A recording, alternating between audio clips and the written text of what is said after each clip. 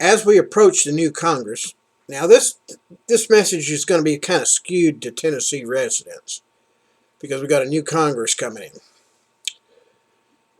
When you contact your congressman, you have, even if you don't like the person, you have to respect the office.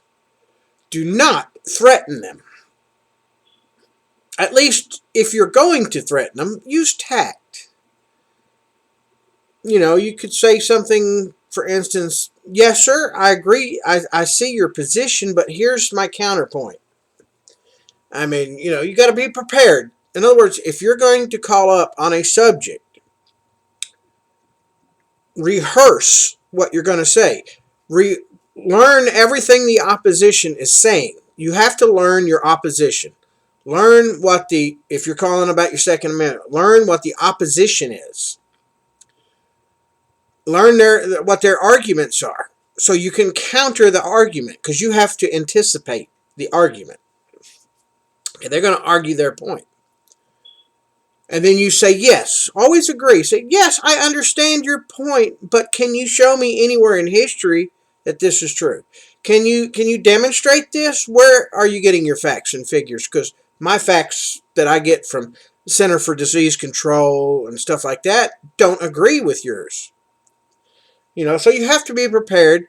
And if you call your representative's office and I'm gonna kill you, you don't you dare pass so and so. Come up there and beat you to a pulp. They're gonna hang up on you, and they're gonna write you off as a nobody. When you're calling your representatives, you have to don't accuse, don't threaten in an overtly way. I mean, you have to say like, well, Senator John Brown, me and my family, we have 5 voting people in my house, and we're all pretty much the same, and we all work at different locations. And I talk to my wife here, and everywhere she works, she's pretty much running the same thing. That we don't really agree with what you're fixing to do. I really think you should consider that before your next election. That we will remember what you're doing today. Polite.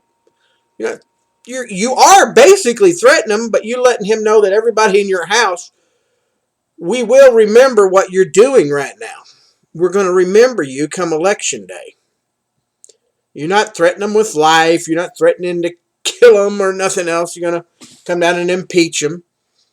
Just tell them that you will remember. We're going to remember what you're doing come election day.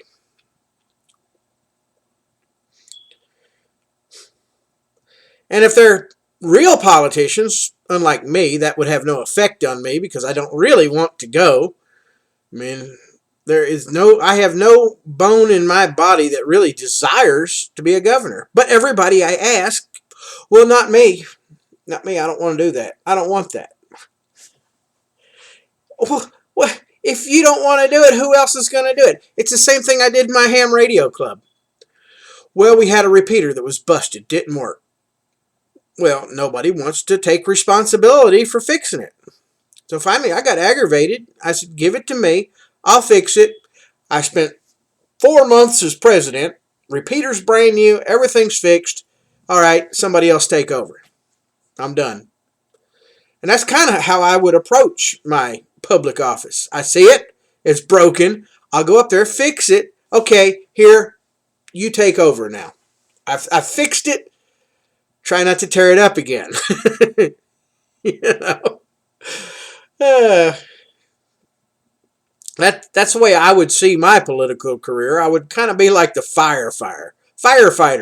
Go out there, put the fire out, and then go back to the station, So that's how I consider my political career. That's what I would like to do. I would like to go out there, put fire out, and go back to the station.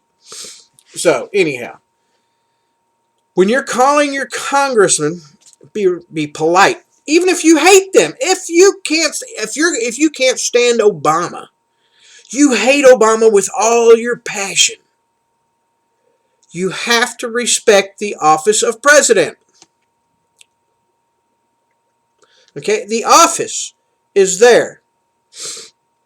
You have to respect that. If you call up Senator Feinstein, and Lord knows all the gun people hate her, you don't call her up cussing and all like that in her office. Say, ma'am, please stop the destruction of my country.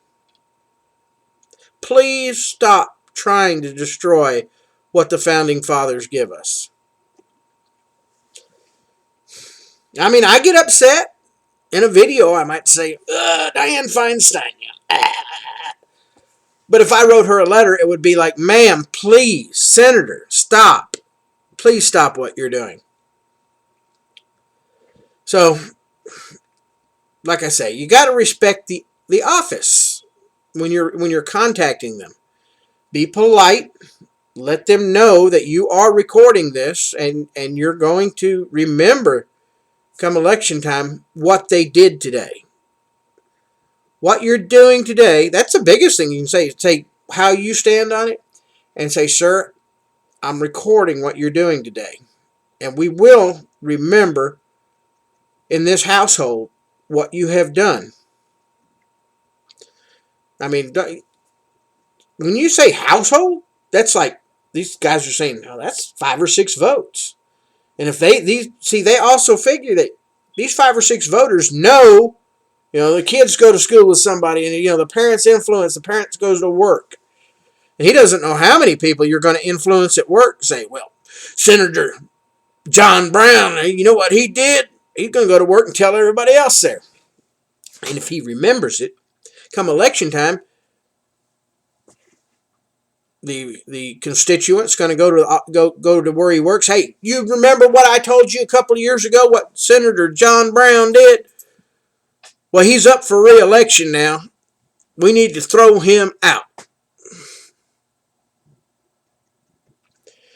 There you go. So my message in this video is respect the office when contacting your senators or representatives.